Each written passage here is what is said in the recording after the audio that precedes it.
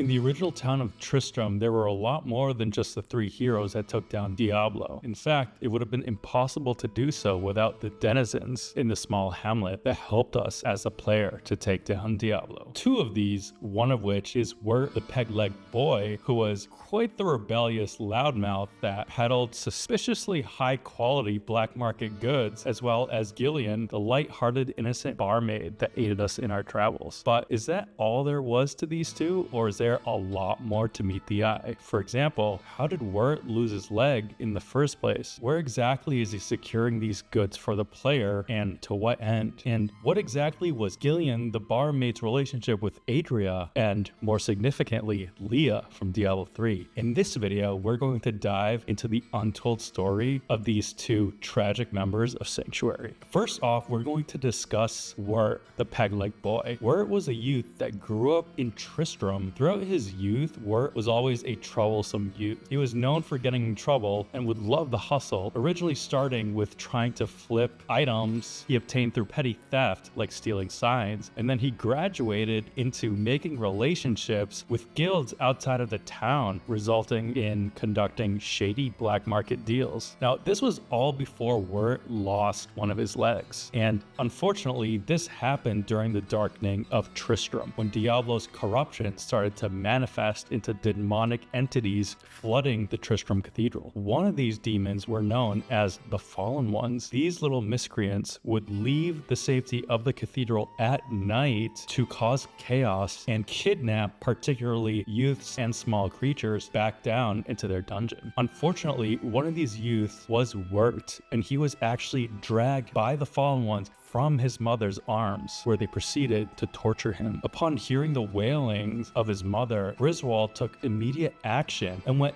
down into the cathedral, took out the fallen that were torturing Wirt, and managed to save him. Unfortunately, not all in one piece. Pepin, the healer in town, did what he could to heal Wirt's physical wounds, but unfortunately his leg could not be salvaged. It resulted in an amputation, and a peg was installed where his previous leg used to be. Now, unfortunately, after this event, Wirt's mood darkened and went foul significantly, which absolutely broke his mother's heart and led to her untimely demise, who Gillian, the barmaid, believed was due to a broken heart. When this occurred, denizens of the town took pity on Wirt, and Griswold actually offered him to become an apprentice. Wirt, however, didn't want his day to be covered in blood, sweat, and tears as an apprentice, and all he wanted to do was amass as much of a fortune as possible. As such, he worked as a stable hand in Ogden's tavern, where Gillian was also there, whom she also took pity on him. And during his time as a stable hand, Wirt managed to help many adventurers and travelers within Tristram with their horses. And as such, he did pitch his side hustle, peddling his ill-begotten goods to the different adventurers and heroes that entered Tristram. Now, Wirt wasn't just business savvy and good at amassing gold, he was also quite perceptive. He found Cain to be absolutely terrifying because he knows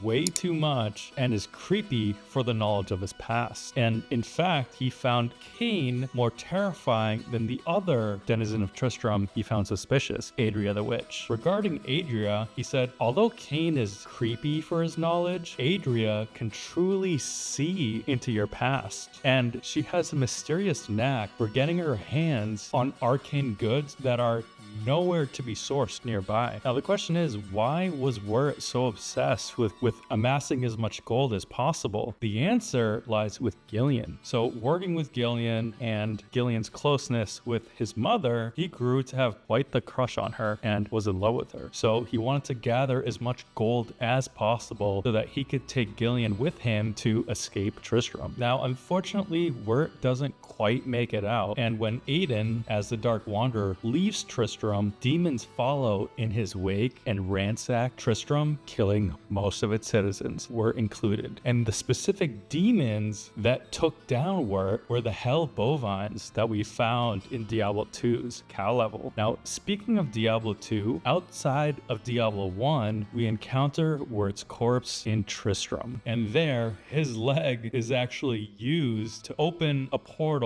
to the cow level, almost as a way to avenge Wirt's death. Now in Diablo 3, there is a character that pays homage to Wirt, and that is Squirt the Peddler, who also had a little bit of attitude and even peddled goods such as Wirt's bell. Not to mention, in Diablo 3, Wirt's leg is used to complete a side quest in the Darkening of Tristram event, which allows you to replay Diablo 1's Cathedral in Diablo 3's engine. Now, to cap off Wirt, here's a little bit of trivia that you may not have known. So originally, the developers were not planning to give Wirt a Pegleg. However, when he was animated, it looked like he was moving and walking with a limp. So the developers, frustrated, decided, hey, you know what? We can't fix this bug, so let's just cut off his leg and give him a peg. And thus, that's why Wirt was unfortunately a Pegleg boy. Now, another darker path was meant for him. We know that his attitude fouled before he lost his leg, but originally his mind was to be completely corrupted by the demonic presences within the cathedral. He was, as the game went on, to be conversing in riddles with you and even begin chanting words backwards with a demonic voice. However, this portion of the storyline was cut out of the game. Also, believe it or not, Wirt's spirit was an antagonist in a D&D campaign conducted by Matt Mercer from the Critical Role channel on YouTube. Here, his spirit returned and was forever driven by the goal to amass gold for his love, Gillian, and to get her out of Tristram. Now, speaking of Gillian, let's dive into her next. Gillian was always in Tristram. She grew up there and was quite close with some of the historical figures of the area, including being known to have played with Deckard Cain's ancestor, one of the original Horadrim, Jared Cain, when she was but a child. He also heard many stories from Griswold's grandfather at the time, including that of the Anvil of Fury, which is a quest in Diablo 1, among others, like Arcane's Valor, another quest in the game. When growing up, unfortunately, Gillian's mother did die prior to the events of Tristram, and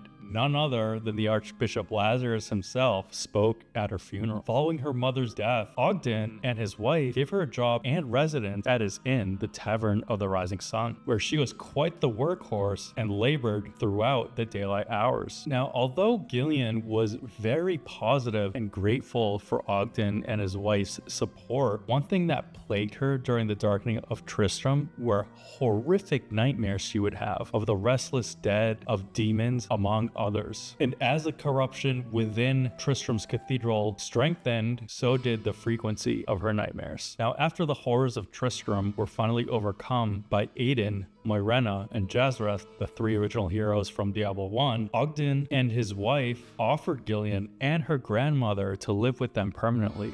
However, as tempting as that offer was, Gillian refused due to a better offer. Now, Gillian was always afraid of Adria, and this was primarily because she was a witch, and as such, she was unknown and terrifying to her. However, Adria happened to approach Gillian after Aiden and the other two heroes of Tristram had left, and she approached her saying that she could help cure her of her dreams if she traveled east with her. As such, Gillian, although it was difficult for her to say goodbye and leave behind Ogden, his wife, and the other citizens of Tristram, she did pack her bags and went to Chaldeum with Adria. During this time, Adria birthed a child and named her Leah. Yes, that Leah from Diablo 3. And upon Leah's birth, Adria told Gillian that she has a very important errand that she needs to take care of. So Adria proceeded to cast a protective ward on her house and then left, not to be seen again by Gillian. After her departure,